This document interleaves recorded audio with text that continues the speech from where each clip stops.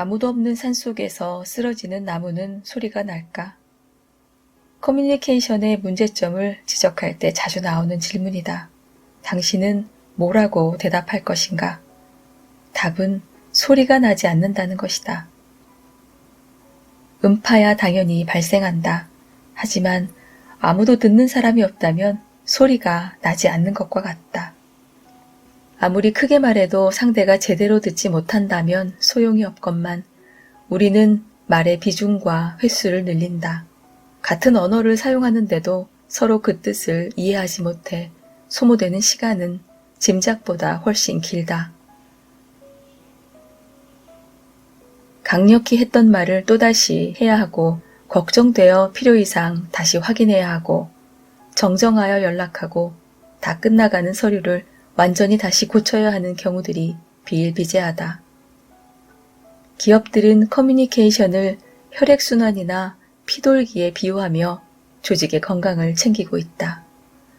처음에는 약간 불편해도 대수롭지 않게 여기고 지나가지만 쌓이고 쌓여 어느 순간 갑자기 한 곳이 꽉 막혀 순환이 안 될 때는 치료하는데 너무 많은 시간과 비용이 든다. 심한 경우에는 회복할 수 없는 사태가 빚어지기도 한다. 어느 학자의 말처럼 우리가 공룡을 안다고 하지만 실제로 공룡의 형상만 어렴풋이 알고 있듯이 커뮤니케이션도 그렇다. 그 중요성은 익히 알고 있지만 막상 어떻게 해야 커뮤니케이션을 잘할 수 있을지는 모두 막연한 것이 현실이다. 말이 잘 안 통하고 답답하고 짜증나는 경험을 수없이 반복하면서도 어떻게 해야 할지 생각처럼 쉽지 않은 게 바로 원활한 커뮤니케이션이기 때문이다. 말하는 내가 문제인데도 끝내 듣는 상대만 탓하는 경우도 많다. 원활한 의사소통의 지름길은 우선 서로의 의사소통에 대한 기대와 그것을 이해하는 방식이 다르다는 사실을 인정하는 것이다. 상대방은 나와 성장 배경이 다르기에 신념과 감정 상태, 생각의 기준, 준거의 틀도 나와 다를 수밖에 없다. 그러므로 내가 말한 A를 B라고 파악할 수도 있음을 당연하게 받아들여야 한다. 또 상대는 현재 자신이 가진 욕구와 감정 상태에 따라 상황을 판단하고 있음을 잊어서는 안 된다.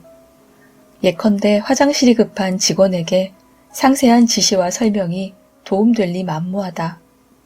또 상대가 지금 머릿속이 완전히 뒤엉켜 있는 상태라면 누군가의 말을 듣는 일 자체가 힘들 수밖에 없다. 우선 이런 사실을 인정할 때 커뮤니케이션이 좀 더 순조롭게 시작될 수 있다. 그리고 커뮤니케이션은 결코 언어적 요소로만 결정되는 것이 아니다. 비언어적 요소들, 즉 표정과 시선, 복장, 자세, 제스처 등이 더 중요한 해석 기준이 되기도 한다. 내가 아무리 칭찬의 말을 쏟아낸다 해도 상대는 오히려 나의 표정이나 자세를 눈여겨보는 경우가 많다. 그뿐만 아니라 신체 접촉이나 공간적 거리 역시 의사소통에서 매우 중요한 요소다. 원활한 의사소통을 위해서는 무엇보다 정확하게 말해야 한다. 회사에서 관리자가 부하 직원과 커뮤니케이션 할 때는 정확한 기준과 데드라인을 제시함으로써 부하 직원의 업무에 도움이 되도록 해주는 것이 필요하다.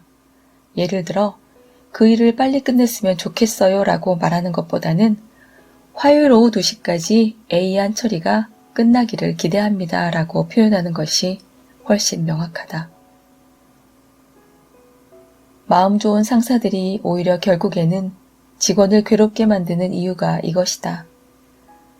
마지막으로 덧붙이고 싶은 것은 늘 강조되듯이 20%만 말하고 80%는 듣는 데 노력과 시간을 할애하라는 것이다. 많은 리더들이 직원과 대화하면서 듣기보다는 말하는 데 치중한다. 직원들은 그 시간이 과연 즐거울까? 처음에는 익숙하지 않아서 답답하더라도 그때의 소리 없는 그들의 심정에 귀 기울이며 끝까지 기다려야 한다. 말만 하려 들지 말고 우선 그들의 말을 듣고 감정을 받아주어야 한다. 더구나 말이 없으면 이해하거나 수용한 것으로 생각하면 크나큰 오산이다. 그들이 말할 때까지 말을 시켜야 한다. 묻고 다시 들어야 한다. 그리고 기다려야 한다. 그래도 오류가 있다면 그 이유를 또 들어야 한다. 못 참고 길게 말하려 들지 말고 묻고 다시 듣고 기다려야 한다. 과연 나는 얼마나 잘 들으려 하는가? 바빠서, 시간이 없어서, 답답해서 어느새 또 입을 열고 있지는 않은가?